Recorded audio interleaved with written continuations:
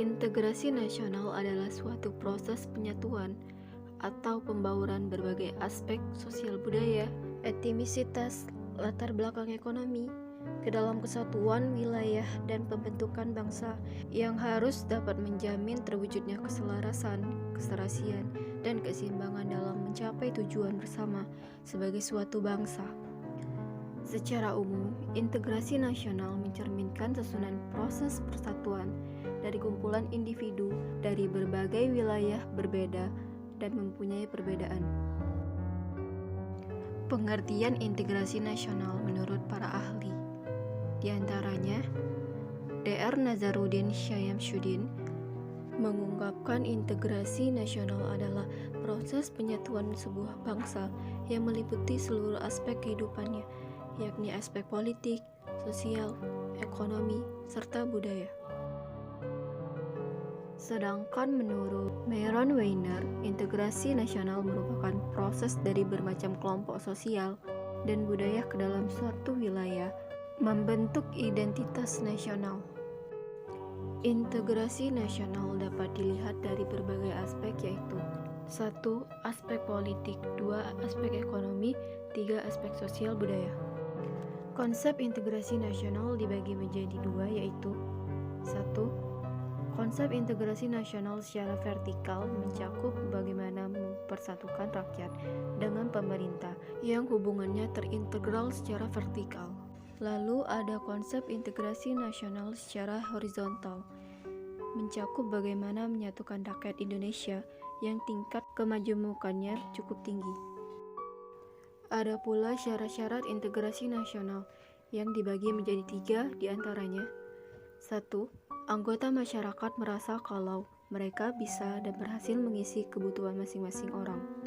2. Terciptanya kesepakatan bersama mengenai norma-norma dan nilai sosial yang dilestarikan dan dijadikan pedoman. 3. Norma-norma dan nilai-nilai sosial itu dijadikan aturan pasti dalam melakukan integrasi sosial. Kemudian ada faktor-faktor pembentuk integrasi nasional, diantaranya 1. Perasaan senasib dan seperjuangan. 2. Keinginan untuk bersatu. 3. Rasa cinta tanah air. 4. Wujud ideologi nasional. 5. Budaya gotong royong. 6. Antisipasi ancaman asing. Faktor-faktor penghambat integrasi nasional diantaranya 1. Masyarakat Indonesia beraneka ragam. 2. Wilayah Indonesia yang luas. 3. Kuatnya paham etnosentrisme. 4. Tidak meratanya pembangunan. 5. Budaya asli mulai tergerus. Berikut cara mengatasi integrasi nasional. 1. Mengembangkan rasa bangga dan bertanah air Indonesia. 2. Menempatkan kepentingan serta keselamatan bangsa dan negara di atas kepentingan pribadi dan kelompok. 3. Meningkatkan kesadaran rakyat akan pentingnya menjaga keutuhan wilayah negara. 4. Rela berkorban untuk kepentingan bangsa dan negara. 5. Adanya sikap saling menghormati perbedaan yang ada. 6. Meningkatkan dan mengembangkan pengamalan Pancasila secara objektif dan subjektif. 7. Menjauhi sikap diskriminatif. Kesimpulan dari materi yang telah saya sampaikan adalah integrasi nasional sangat diperlukan oleh negara Indonesia karena dari integrasi nasional dapat mempersatukan perbedaan-perbedaan yang ada di Indonesia, sehingga tidak adanya konflik perpecahan yang terjadi dikarenakan perbedaan semata.